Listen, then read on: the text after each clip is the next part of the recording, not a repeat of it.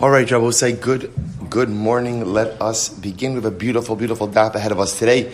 Begin by thanking our sponsors for this morning's shir. To thank our TALMUD TORAH sponsors, Paul and Kathy Pollack, for dedicating all the shiurim and drushos this month in honor of their grandchildren.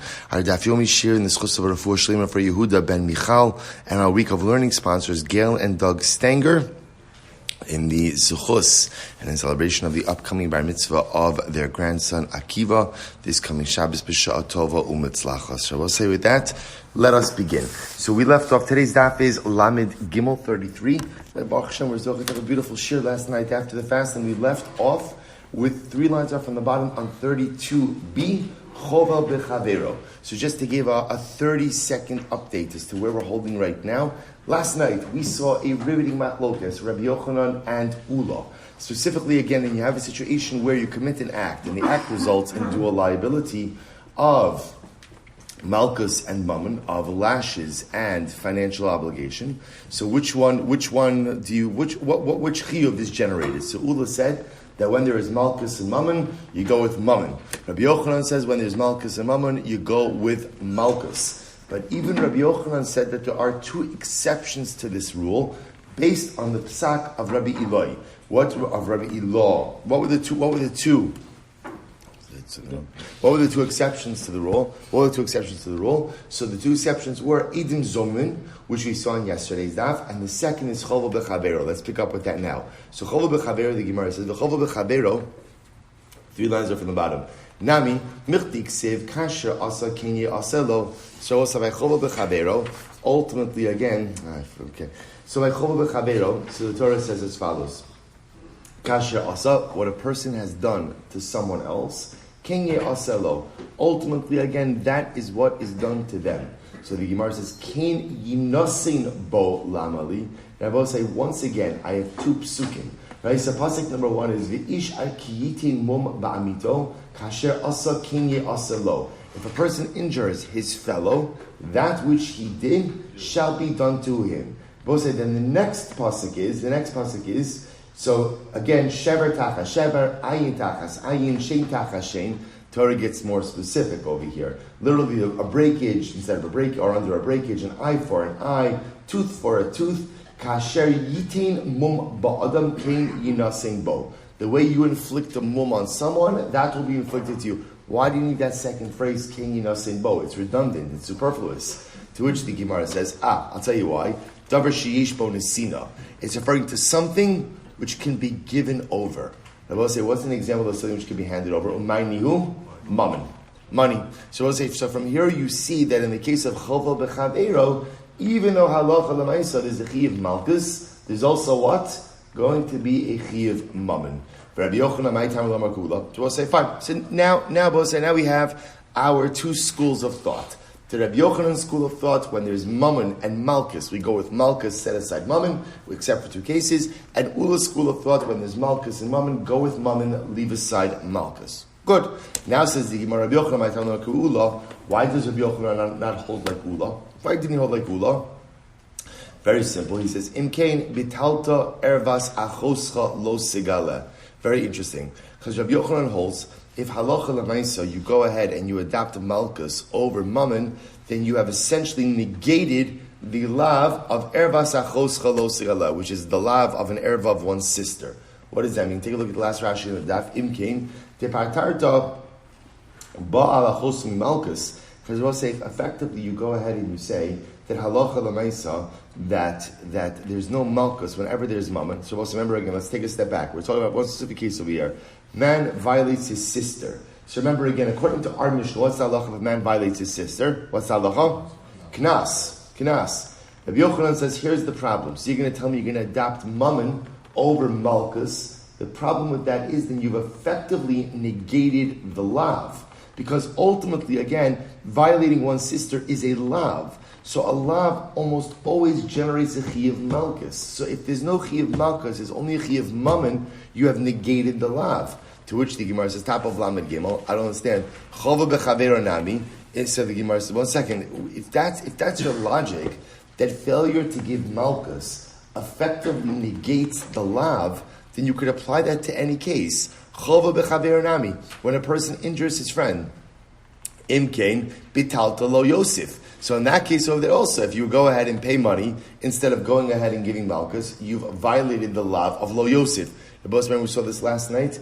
Lo Yosef is the lav that is associated whenever you hit someone. What's the lav of lo Yosef? A little chazara. What's the lav of lo Yosef? That Beis Din is not, right, whenever Beis Din is going to flog someone, the court physician comes along, assesses the, what do we call that guy? The guilty party, right? Assesses the guilty party. Ultimately, how many lashes he could sustain. That's what you give him. If you give him more than that set amount of lashes, you are in violation of Lo Yosef. What's fascinating, the Gemara introduced us to this idea last night, which is that what? Anytime you hit someone, you're effectively in violation of Lo Yosef, which is really interesting, because you're giving someone, you're hitting someone in a way that they do not deserve. You're giving them, quote unquote, more than their allotted quota. So the Gemara says, so cholo bechavero, if you make him pay, ultimately again, if you make him pay and not malchus, bital to lo Yosef. So the Gemara says, bital to lo Yosef and Yosef, edim zomin nami. So to be edim zomin, imkein bital to v'hayam binakos harasha. So I will say, the point the Gemara is making over here is, Rabbi Yochanan, it's a very strange argument to make, that if halacha l'maisa, if you were to hold like Ula, then suddenly you feel like you're negating all of these lavin. To which the Gemara says, well, ela edim zomin, afshar l'kiyuma, ben grusha ben chalutza. Now, edim zomin is a little bit different. Why? Because halacha l'maisa, that could be upheld in a case of ben grusha ben chalutza. But I will say, this is a classic malchus case. Remember again, normally edim zomin are subject to what? Reciprocal punishment. There are exceptions. What's the exception to the rule? If edim come along and say, imagine two witnesses come along and say, Ruvain, everyone thinks that Ruvain is a Kohen. Ruvain is not a Kohen, his mother's a grusha. Okay, then witnesses come along and they say to the first set of witnesses, there's no way you can know that because of whatever. You were with us, or you never lived here, however they discredit it. We don't say that we make the Eidim themselves into Ben Grusha, Ben Chalutz. In other words, let's say it happens to the Eidim or Kohanim. So we don't apply reciprocal punishment in that case. But there is a din ultimately of what? Of Malchus. So I will say, so again, the point the Gemara is making over here is that Eidim Zomin, you could have Malchus. Chova b'chaver nami. In the case of Chava B'Kavero, you could also come up with a case of Malchus. How? Kigon Sheiko Haka She'ein Ba Shaveh Pruta. We saw this in yesterday's daf also. What's an example of a situation where everyone would agree that in Chava B'Kavero you'd be Chayiv Malchus and not Mammon? In a case where the injury does not generate a financial liability. When doesn't injury generate financial liability? When it's an injury that is less than a Shaveh Pruta. So the Gemara says, Achoso nami ika l'kiyuma. So we'll say, similarly again, in the case of Achoso, you could also come up with a case where everyone would agree that there's a din of Malchus and not Mammon. And when is that? B'achosa bogeres. Oh, I will say, we've seen this a number of times already. The din of Knas is only in what situation? Nara. Knas does not apply to bogeres. Incredible. So Amalek Rabbi Yochanan would say, Hai tachas asher ina. So we'll say, so therefore again, this is why, so we're fine. Hai Rabbi Yochanan, let's go. Amalek Rabbi Yochanan, Hai tachas asher ina mi baile l'chida abaye. So first of all, say, remember again, if you remember in yesterday's daf, so Ula's drasha, right? We were trying to figure out, Ula, right? Remember, what's Ula's position? Ula's position is that halacha l'maisa, whenever you have Malchus and Mammon, what do? You take the Malchus, so to speak, in other words, you chay for the Malchus, chay for the Mammon, pater for the Malchus. If you remember, we went through a series of drashas to try to figure out how Ula gets there. The final drasha that the Gemara settled on was on the very top of Lamed Beis Amud Beis, where the Gemara made a gzer shava of tachas. Right, tachas. It was tachas asher ina, which ultimately again is the tachas when a man violates a woman, and then ultimately again ayin tachas ayin. And we understood that just like ayin tachas ayin, everyone agrees. I will say, what is that? That's mammon. Even though again ayin tachas ayin is I injured someone. So when I injured someone, ultimately there's going to be what? There's going to be mammon and malchus. But yet tachas over here by ayin tachas ayin means mammon and not malchus. so too again, tachas asher ina, by the case of violation, means mammon and not malchus. That was Ula's gzeira shava. Now the Gemara says, Amach Rabbi Yochanan, I reject that. I'll tell you why. Hay tachas asher ina mi baile l'chedabaye. Because actually, I need that pasuk for a different drasha. What's the drasha? Damra Abaye Amakra tachas asher ina. When the pasuk says tachas asher ina, what does that mean? Hay tachas asher ina michlal diika boshes upigam. So we'll say this is very interesting. The fact that it says tachas asher ina, ultimately that tells us that there is a din of boshes and pigam in this scenario as well. Remember, again, Abba said, what's boshes? Boshes is humiliation. What's pigam? Pigam? Depreciation. Boshes and pigam. V'ula, so where would Ula get this from? So the Gemara says here, if you look at, alright, let's go back there. V'ula, nafkale midirava. Where does Ula learn out that in addition to knas, there's also going to be boshes and pigam? So Ula nafkale midirava. He learns that from Rava. Da'am Rava amakra, v'nasan ha'ish hashochiv ima la'aviyah nara chamishim kesef. So let's listen to this. By the penalty payment, the Torah says that the man will give to the aviyah nara. He will give to the father of the girl 50 silver pieces. Hanas shchiva chamishim. The penalty payment of the 50 silver pieces is dafka for the act of violation. Michlal diika boshes upagam. Prabhu said we learn from here that there are going to be other forms of payment as well. So again, this is our machlokes. So the Gemara leaves off over here. We're not finished yet. But again, for this moment, the Gemara is going ahead and leaving this machlokes between Ula and Rabbi Yochanan as it is. Rabbi Eliezer Omer, Edim Zomin, Mamona Mishalmi, Umilka Lo Lucky. So we'll say now we're going to delve into some of the specific cases. Rabbi Elazar says, Edim Zomin, so again, we'll call them false witnesses, but you understand, of course, Edim Zomin are a unique brand of false witnesses where we apply reciprocal punishment. Rabbi Eliezer Omer, Edim Zomin, Mamona Mishalmi, Umilka Lo Lucky. Rabbi Eliezer says, Edim Zomin themselves, ultimately, again, Mamona Mishalmi, they pay money, Milka Lo Lucky. They ultimately, again, they do not get malchus. Now, I will say, this is fact. Let's go back. Now, this was a concept that everyone agreed on. Because remember, again, let's take a step back. Even Rabbi Yochanan, let's go back. Rabbi Yochanan, what's Rabbi Yochanan's shita? When there's a chiyuv of mammon and malchus, what's the halacha? You get the malchus, don't get the mammon. Even Rabbi Yochanan agreed that there were two exceptions to that rule. What were the two exceptions to the rule? Edim zomin, chovel bechavero. So let's talk about this in just a moment. Why don't Edim Zomin get malchus? Now I will say, the Gemara already teased this out a little bit because Edim Zomin can't get hasra. Hasra means a warning. In general, the halacha is that in order to go ahead and incur liability for any particular infraction, you have to be warned. You have to be warned, and a warning means, warned by Edim, what you're about to do is aser.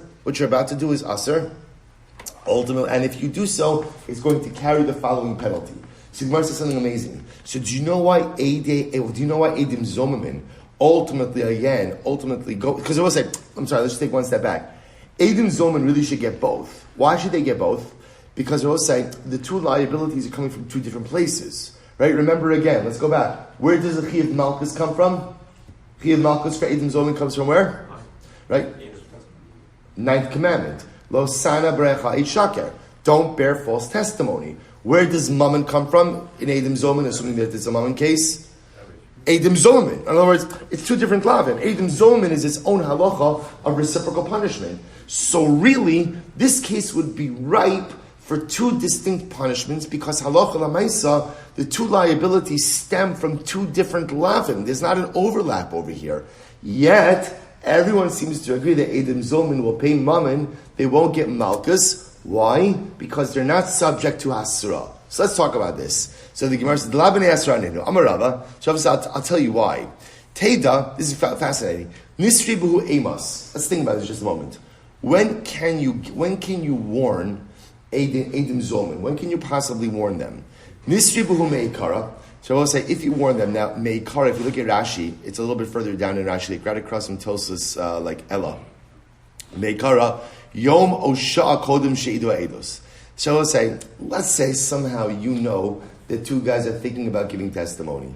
So you give them a warning. You give them hasra a day before they give the testimony. 24 hours, or even an hour, some amount of time before they give the testimony. So what's the problem with that? So the Gemara says, Im Amri Ishtalin. So here's the problem. By the time they get around to giving the testimony, they could claim that what? They forgot to hasra. Others will say, generally we assume, when does hasra take place? When does hasra take place? B'shas Maisa, at the time when the act is occurring. So when are you going to warn them? If you're going to warn them an hour or a day before they give the testimony, so they could claim, we forgot. Okay, Nesru b'shas Maisa, this is fascinating. If you go ahead and you warn them, literally at the moment that they're about to give the testimony, what's going to happen? Parshi velo misadi. What's going to happen? They're just not going to testify. Now, boss, you say to yourself, great, they're not going to testify, that's fantastic. Now, boss, just to be clear, when you're giving witnesses warning, right, obviously, I don't know their Eidim Zomin. Right? I'm giving. Why am I giving witnesses why am I giving witnesses a warning? Why? Because again, I want to make sure people know not to lie. So here's the problem. Imagine witnesses show up and then Beis Din, and they're about to give testimony. And right before they give testimony, we tell them, by the way, if you're a liar, first of all, it's a lav, and if you're Eidim Zom, you're going to get reciprocal punishment. What are the witnesses going to do? What are they going to do? They're going to turn right back around and walk out. Right? For two reasons. Number one, because we always say what that does is it casts a pall of suspicion upon the witnesses. You don't trust. We're here to give testimony. You don't trust us. Look at Rashi just a moment. Parshi v'lo misadi afilu emes. Even if they're really going to tell the truth, hoil va'anu chashudim be'einechem ma lanu v'latzara. We will say this is absolutely fascinating.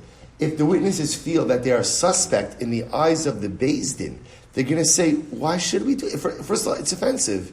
It's offensive. You don't believe me? What have I ever done to give you pause about my credibility? So if you don't believe me, what do I need this for? Which I will say is such a profound lesson on two levels. About number one, always giving people the benefit of the doubt. It's important to know, working on Ben Adam L'Chavero doesn't end with Tisha B'Av, right? Still there's a din of Ben Adam L'Chavero all year around. To be done l'kafschus. And it's important for people to know that you believe in them, because people know when you don't believe in them, and people know when you suspect them, and people know when you don't really hold on their credibility.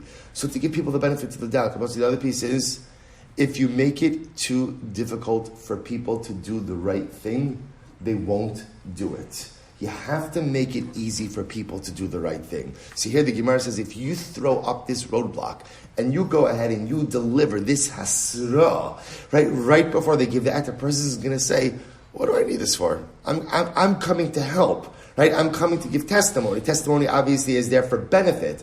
But lamaisa, if you feel that I'm suspect, forget it, I'm out. Credible yisod. Also, by the way, Shas is filled with examples like this, that if you want someone to do the right thing, you have to make it easy for them. The most notable example of this is what we call the Takanas Hashavin, which is a halacha that says that if a person is a career thief and they want to go ahead and do tshuva, fascinating halacha. What's the halacha?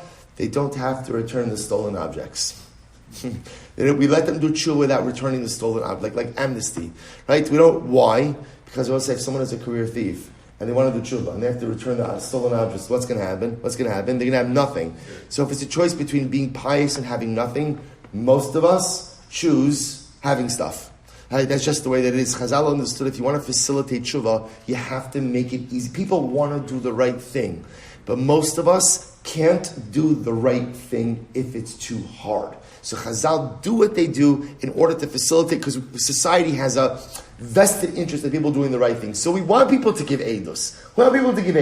So if you give them hasra right as they're about to give the testimony, forget it. So therefore, I will say, watch this. So therefore, to give hasra sometime before they give the testimony, they can claim they forgot.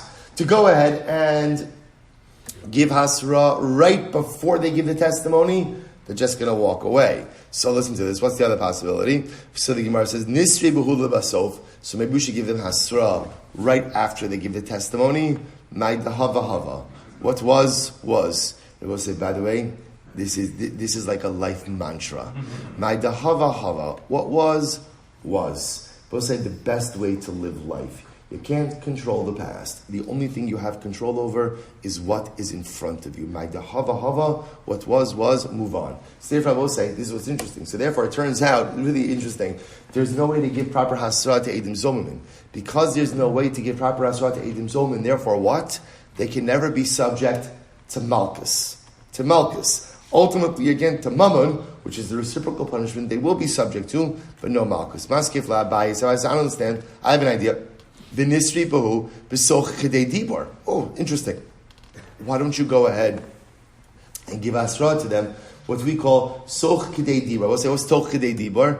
Toch kedei dibor means that when you say something, and then something is said within the immediate aftermath of that statement. What we call, or toch kedei dibor is the amount of time that it takes you to say, Shalom Alecha Rabbi Umori, so a couple of seconds, which is essentially saying anything you say after a couple of seconds of something you said previously is attached to that initial statement. So generally, the way toch kedei dibor works, I'll give you a simple example. I pick up my cup of coffee and I say, Baruch atah Hashem al-Kidam al-Cholam borei pri agafen. And then I realize, oh no, shakol niya b'dvaro. So as long as I amend that phrase within a few moments after my initial one, it works. Toch kedei dibor gives you the ability to qualify. If I'm making a break for Agafen at 6 o'clock in the morning, there might be other issues, right? But Lamaisa, if I amend that statement, quickly enough, then halacha lamaisa, that works. So the Gemara floats a fascinating idea over here. Why not just give them the hasra toch kedei dibor? In other words, let the Eidim give their eidos, and right after they give their eidos, we give our hasra. Take a look at Rashi. We're about 4 lines up from before Rashi gets wide, 5 lines up. Nishrei behu b'soch kedei dibor, la'achar she'idu, t'toch kedei dibor, kedibor dami, v'yecholim lachzar. So go ahead, we'll say the same way that if Eidim give eidos, toch kedei dibor, they could retract. So why not go ahead and just give them the hasra, toch kedei dibor as well? Maskif l'ravacha b'reit ravika, v'nistri b'hu meikara, v'nirmaz b'hu ramizi. Or, here's what else you could do. Give them the hasra sometime beforehand. And then you were afraid that if you give it to them beforehand, what's going to happen? They're going to forget. So remind them. Literally, motion to them. And I will say, sometimes you tell someone something, and you're afraid they're going to forget, or they have forgotten. It's like, you don't need to say the whole thing again. It's good. You don't have to say the whole thing again. It's okay. You could apply this to different relationships, right? You don't say the whole thing. It's sometimes a little remez, just like a little remez, a little hint, a little something, a little gesture reminds the person of that thing. So why not go ahead, warn the witnesses, give them hasra sometime beforehand, and then at the time of the eidos, just go ahead and kind of motion, hint to them, and it'll remind them. So the Gemara says, Hadra Amrabaye, Lav Mil Sihida Amri. Afterwards, Abai came along and said, none of that doesn't work, I'll tell you why. So the Gemara says, because it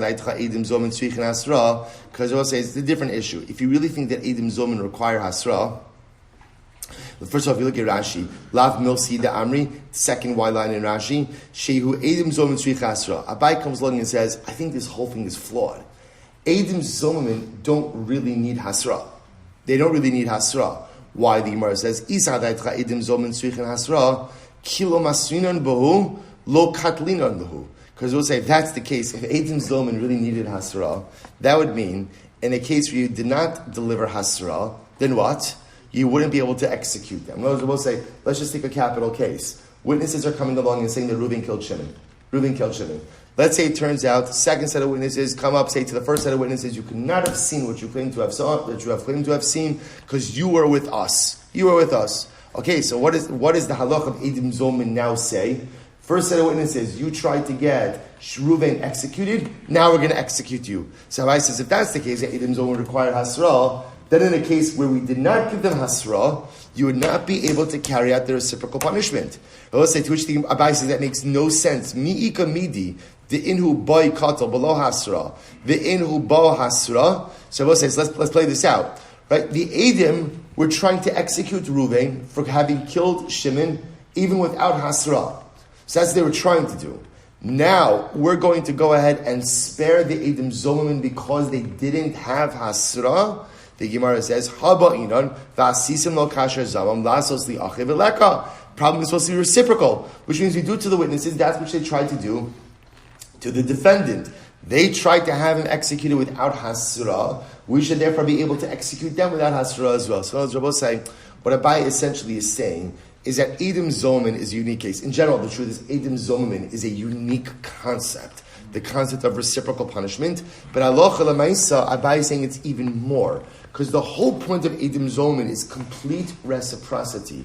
Well, part of that reciprocity, part of what they wanted to do is they wanted to execute an innocent person, which obviously means that the defendant didn't have asra. So reciprocity therefore warrants that they should be executed even without hasra as well. Therefore, Abaye says, whereas the concept of hasra applies to all other areas, not all, but all, we'll call it all areas of halacha, by Edim Zomamin, there's no concept of hasra. Incredible. Maskif Rav Sama Braid Rav Yirmiyah, Elameata, Ben Grusha Ben Chalutz, Dlo Mekasha Zamam Kamis Rabbi, the boy Hasra. So I will say if that's the case. Remember, we always go back. This is the first case of Makas. So the Gemara says, what about the case of Ben Grusha Ben Chalutza, where we understand that halacha l'maisa, you can't apply reciprocity. Or as I will say, this is the case where Edim show up. They say that a particular guy will call him Aaron. Aaron is not a Kohen. Aaron is a Ben Grusha Ben Chalutza.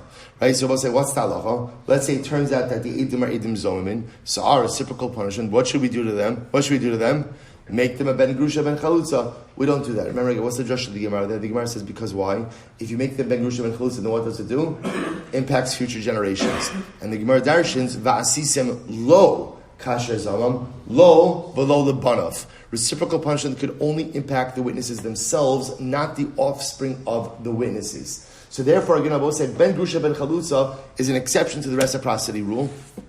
So if that's the case, because they're the exception, maybe Allah Lamaisa, in Dafka, the case of Ben Grusha Ben Chalutza, maybe you should require Hasra there. Amekra mishpat echad yelochem, mishpat hashav l'kulchem. No, you're not going to do that. Or I was about to say, you're not going to start making that. In some cases of Edim Zomamin, there's Hasra. Other cases of Edim Zomamin is not Hasra. Mishpat echad, there's got to be one uniform halacha. Rav Shisha Breid Rav Idi Amar Chava b'chaver nami mamon mishalim milka lo laki mihacha. Both says this. Rav Shisha Breid Rav Idi also said Chava b'chavero, which Rav say was the other exception case of Rabbi Law. Damaging your friend is also a case where you'll pay money, but you won't get malchus. Where do we know that? From Mehacha, v'chiyinatzu anashim v'nagfu ishahara v'yatzu yiladeha. So we'll say the Torah is talking about over here. There's two different cases. Case number one is two men are fighting. They shove a pregnant woman, and she ends up miscarrying. So I will say now in case number one, the woman doesn't die. No one dies in this case. The miscarriage occurs. So the Gemara says, what's the halacha? There's a financial penalty, ultimately, again, for having caused the miscarriage. Amr Belazar, b'matzos shebemisa hakosov medaber.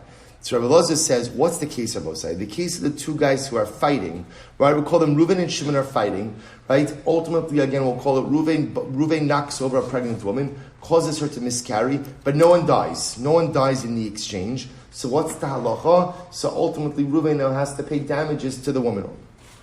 So the Gemara Rabbi Elazar says, we're talking about a case where Reuven and Shimon are fighting with the intention to kill each other. B'matzos shebemisa. They're coming to kill each other. So the Gemara says, "Dechsev ve'im ason yihya v'nasata nefesh tachas nefesh." We're supposed to remember again, what does the next pasuk say?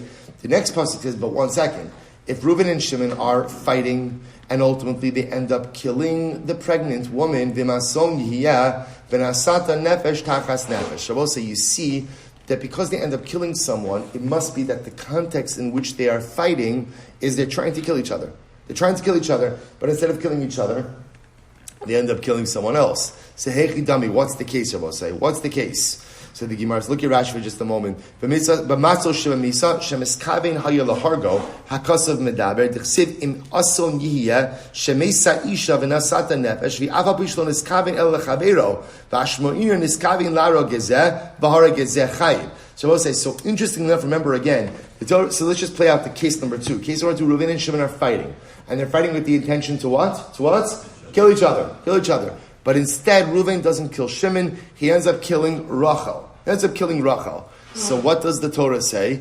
V'nasata nefesh tachas nefesh. So there's a couple of things that's happening over here. It sounds like what's going to happen. Reuven now is executed for having killed Rachel. Even though what Rabbi say? Now what's the novelty here? Even though what? It wasn't his intention. Now he wanted to kill someone, to be clear. He wanted to kill Shimon. Right? But he did not have in mind to kill Rachel. Nevertheless, it sounds like he is liable for killing Rachel. So let's analyze this. Hechi dami. What's the case? Either law asru be'amai miktal.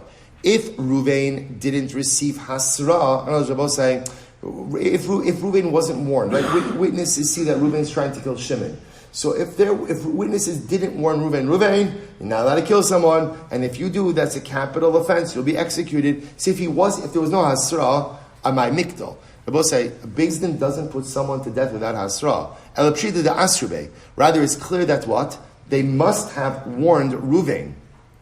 Rabbi say, but remember, what was the hasra for Reuven? What was the hasra? The hasra was don't kill Shimon. Umusra ledavar chamer have musra ledavar akal. And I will say, what do you learn from here? That when you receive hasra, ultimately again for something chamer, that works as hasra even for something more kal. Because I will say, we know the halacha that when Reuven needs to kill Shimon and he ends up killing Rachel, Reuven is not executed for that. You are never executed for a non-premeditated act. Instead, what has to happen? Nefesh tachas nefesh in this context means what? Mammon.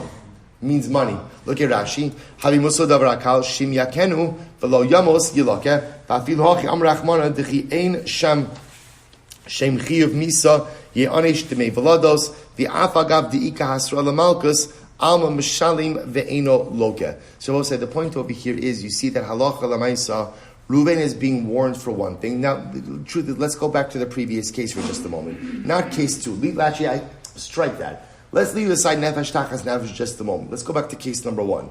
Case number 1 is we see Reuven about to kill Shimon. He's trying to kill Shimon. Right? What do witnesses do? Give hasra. And they probably should intervene as well. But okay, right now they're focused on the hasra. Right? So they give hasra, Reuven, now let it kill Shimon. Well, so now what happens? Reuven doesn't kill Shimon. Instead, what does he end up doing? He ends up knocking over Rachel. And what happens? She miscarries. The Rebbe will say, what's the halacha in that case? Financial restitution. The Rebbe will say, what's fascinating about this case? Reuven got hasra for what? For murder. Don't kill Shimon. Baruch Shimon doesn't kill Shimon, but he ends up causing financial damages and we make him pay. What do you see from there? That halacha l'maisa, if you get hasra for a more severe act, that hasra covers a less severe act as well. Reuven got hasra not to kill. Baruch Hashem, he doesn't kill. He ends up injuring, causing financial damage. That same hasra will make him liable ultimately again for financial damages. But I will say the point over here is that what do you see? You see from here also in the case of financial damages, chovo bechavero, because that's what's happening. Reuven is injuring Rachel. What do you see from here? That halacha l'maisa, when the case where there's malchus and mammon, what do you get? Mammon and not malchus. You pay the money, you don't get malchus. Beautiful. So the Gemara says, to which the Gemara says, Maskeh for Ravashi, Mimai de Musul Davar Chamer Havi Musul Davar Akal. Honestly, how do you know that? How do you know that halacha l'maisa, when you get hasra for something more chamer, that hasra works for a less severe infraction as well? Dilma lo havi. Maybe it doesn't work. Imtim slomar havi. And if you say it does work, Mimai de Misa Chamura. How do you know that death, right? Hasra for death is considered to be more chamer. I will say, watch this. Dilma Amad Beis, Dilma Malkus Chamer. Maybe Rabbi will say, this is incredible. Maybe Malchus is more chamer than death. Rabbi will say, how could Malchus be more chamer than death? Rav will say, listen to this, because Rav says, El Malay Nabdua Lechanani Mishal Ba'azarya Palchu Litzalma. Rabbi will say, get ready for this. The story of Hanani, Mishal, and Azariah is a story by Nebuchadnezzar. Nebuchadnezzar had made a great statue of himself. And he had commanded that everyone bow down to it. The 3 great prophets, Hanani, Mishael, and Azariah, refused to bow. And as a result, they were thrown into the Kivshana Eish, fiery furnace. And again, a miracle occurred, they were saved. So the Gemara says, listen to this. Had Hanani, Mishael, and Azariah gotten Malchus, which means they're both saying, had they been tortured, they would have bowed. Incredible. Gemara is making an amazing statement. In other words, they were ready to give their lives al Kiddush Hashem, because the assumption is if you give your life by being thrown into a fiery furnace, then what? It's over. It's over. Had they had to endure sustained torture, they would have bowed. So I will say, now what is the Gemara trying to convey over here? The Gemara is trying to convey something amazing. That maybe Malchus is considered to be more Chomer than Misa. Because Misa, especially Misa's Beis Din, are quick. Right? With the exception maybe of Skila, because Skila you have to get thrown off the roof, and if you don't die from impact, then there's okay. Right? But Lamaisa, generally, they're quick. Malchus perhaps is considered to be a more sustained or a prolonged form of punishment. So it's incredible. Maybe Malchus is more Chomer. So in other words, in this case, where Reuven gets Hasra, ultimately again for going ahead, don't kill Shimon. So we're saying, you see from here that he doesn't kill Shimon, he ends up injuring Rachel, so he has to go ahead and get Malchus, or he has to pay. You see from here that Allah Lamaisa, Hasra for something Chomer works for something less, something Kal. Maybe not. Maybe Misa's Kal, Malchus is Chomer. Rabbi says incredible. Amarli Rav Sama B'Rav Asi, Rav Ashi, Amarli Rav Sama B'Rav Ashi, Rav Ashi, V'lo Shani Lecha. No, it's not fair. So I will say there's a big difference between torture and malchus. What's the big difference? So I will say, what's the whole chap of torture? The fact that you don't know when it's going to end. We should never know from such things, but the fact that you never know when it's going to end, that's what breaks a person's spirit. But Lemaisa, malchus, what do you always know about malchus? You know, we'll say again, from the beginning, you know how many lashes you're going to get. I will say, by the way, what an incredible yesod. That the truth is, people can handle things in life when they know that there's an end. And we know this from our own lives. Sometimes the most difficult things that we have to encounter is when we encounter a challenge, and I don't know when it's going to be over. That's often when people, when circumstances could break people. I just don't know when it's ever going to end. But if you give me a challenge, and I know the challenge has a shelf life, it has a beginning, it has an end, it has a start line, a finish line, as difficult and grueling as it may be, I can muster up the strength to get to the other side of that. So the Gemara just says, it's not a fair comparison.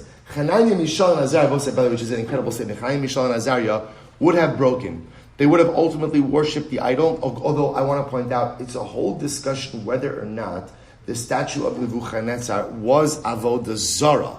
According to many opinions, Tosas brings this down. It wasn't Avodah Zarah. It was just self-aggrandizement. Nebuchadnezzar wanted people, pledging their fidelity to him, not as a deity, just as a king. Okay, but leaving that aside, so Halacha L'maisa, the Gemara says, Malchus is not torture. Torture is when there's no kitzvah, there's no amount, there's no set amount. Malchus is a set amount. The proof that we had before is still intact, namely that hasra for something more chomer ultimately again goes ahead and works for what? Something more kal. Maskif Rav Yaakov Minar Pakod. So Rav Yaakov Minar Pakod raised the kasha. Hanicha Rabbanan da Amri Nefesh Mamish. So it's according to the Rabbanan who say Nefesh Tachas Nefesh. Right? In the case, ultimately, again, where Reuben's about to kill Shimon, instead of killing Shimon, what does he do? He kills Rachel. So according to the Rabbanon who say Nefesh Tachas Nefesh literally means that we're ready to go ahead and execute Reuben. El Rabbi Damar Mamon, but according to Rabbi who says that no, Nefesh Tachas Nefesh doesn't mean Nefesh, it means Mamon, it means money. Because also remember again, the problem with saying Nefesh Tachas Nefesh is what? Reuben didn't have intention to kill Rachel. He had intention to kill Reuben, to kill Shimon. He learns it from here. So we'll say this is an incredible case. Here we go. Reuven goes ahead and gets into a fight with Shimon and injures him in a very severe way. So we'll say, so what's the halacha? So the Torah says that if Shimon recovers from his injuries, if Shimon gets back up, and walks around on his own strength, ultimately again, Reuven is what's the word? Vinika. Cleared. He's cleared of liability. In other words, I will say Vinika, which sounds like also Reuven's not put to death.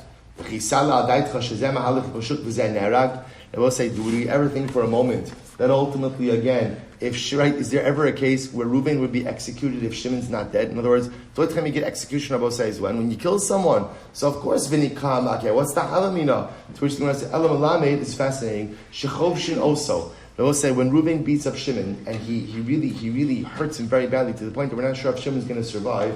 What do we do? We incarcerate Reuben. Incredible. So we incarcerate Reuben. Shechov Shin also. We incarcerate him. And we wait to see what happens with Shimon. If Shimon ends up dying as a result of the injuries sustained at the hands of Reuven, then what? We'll execute Reuven.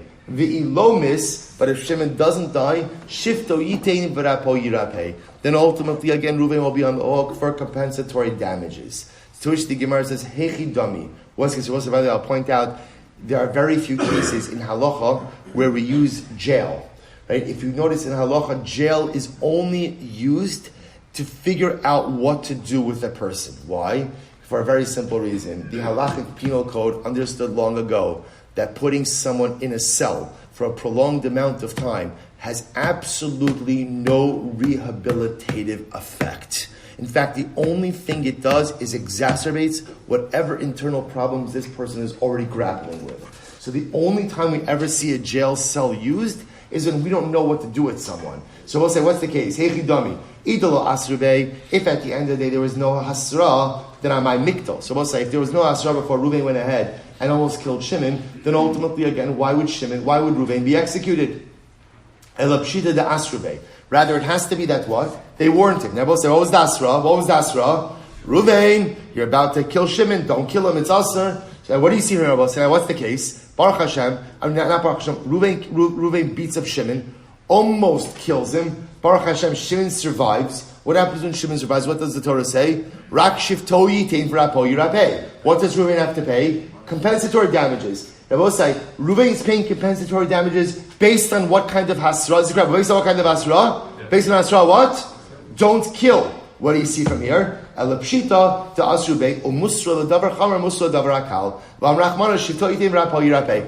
What do you see from here? That Allah L'maisa, when you get hasra for something more chamer, that hasra works for something more kal as well. Maskif Rav Ashi. So Rav Ashi raises a kasha. Mi ma'idin musra ledavar chamer musra ledavar akal. How do you know that that's true? Dilma lo habi, maybe not. Then tin salomar habi. And if you want to say, but look in this case. We're warning Reuven, don't kill Shimon. So Reuven beats up Shimon, almost kills him. Shimon doesn't die.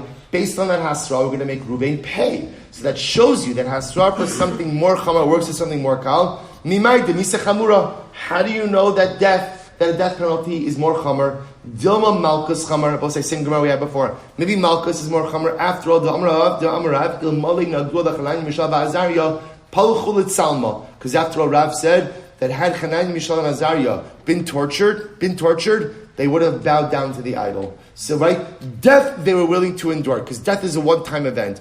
Torture they couldn't have. So what do you see? You see that maybe we should say that Malchus is more chamer, ultimately again than me. So, Rav Sama, Braid Rav Ashi, the Rav Ashi, the Lo Shani Lacha Bin Akash Yishla Kitzvah, La Akash in La Kitzvah. That's not fair. I will say Malchus is not torture. Torture is something without an end.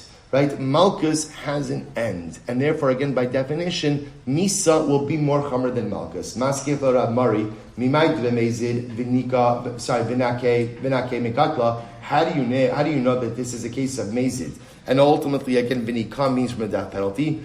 Dilma b'shogeg v'nika migalus. Maybe it's about a case of shogeg, and nika ultimately means from galus. To which the Gemara says, Kash. The Gemara just raises, how do you know that over here the case is where the hasra was for mazid and killing? Maybe the hasra ultimately again was shogeg and galus. Ultimately, kasha. Rav will say what ends up coming out from this sugya is something really amazing. So remember, we leave off with our fundamental machlokes of Yochanan and Ula, that when there's malchus and mammon, ultimately again, Ula says you get mammon, not malchus. Rav Yochanan, you get malchus and not mammon. Exceptions to that rule, chavo bechavero, edim zomamin. We also learn edim zomamin, interesting and unique case that what halach l'maisa don't get hasra. don't get hasra. And again, I'll say over here, you see that halacha l'maisa, the Gemara ends off with the concept, or tries to prove the concept, that hasra for something more chamer, ultimately what? Works for something more kal. I'll just end off with one last piece in the last 30 seconds we have, an incredible Musar Haskell. I will say, if you notice this Gemara, Chanani Mishal Nazari, such a striking Gemara. The Gemara says, Ilmali Nagdul Chanani Mishal Azaria Palchul Salmo. Had Chanani Mishal and Azaria been tortured, they would have bowed down to the idol. It was only because they were given the choice of death or bowing, they chose death, because death would have been instantaneous, right? Death would have been, so they were ready to do that, but could not have endured torture. So we know this. So what happens? What happens with the story? The story is that they're thrown into the fiery furnace. That's what happened. So we'll say, what do you see from here? What do you see from here? The Ribono Shel Olam never puts us in a situation that we cannot handle. So we'll say, I know it sounds cliche, and it sounds a little bit trite, right? That God never gives you challenges that you cannot handle. But I will say, just because it sounds cliche and is often overused, doesn't mean it's not true. The Ribono Shel Olam realized that Hananiah, Mishael, and Azariah could not handle torture. They could handle dying al Kiddush Hashem. That they could do. So the Ribono Shel Olam only gave them what they could handle and would never ever chas v'shalom put them in a situation where ultimately they were being set up for failure. If it was true for Hananiah, Mishael, and Azariah, it's true for us. And it should give us chizuk. For when we face overwhelming and daunting circumstances, sometimes we think we're in over our head. Sometimes we think we can't handle it. Kesuvos lamed gimel amud beis. Elmalei nagdul lechanayim mishlav Azariah palchul litzalma. Kadosh Baruch Hu realized they couldn't handle torture, therefore did not put them in a context of torture. Realized they could handle death al Kiddush Hashem, gave them that nisayon. The Ribono Shel Olam only gives us what we can handle.